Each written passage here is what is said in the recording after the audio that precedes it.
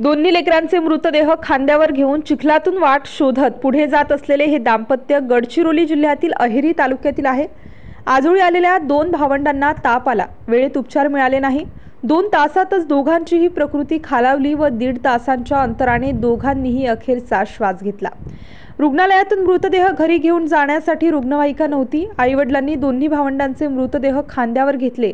चिखलातून वाट शोधत 15 किलोमीटर दूर अंतरावरचे अहेरी तालुक्यातील पत्ती गाव पायीच गाठले।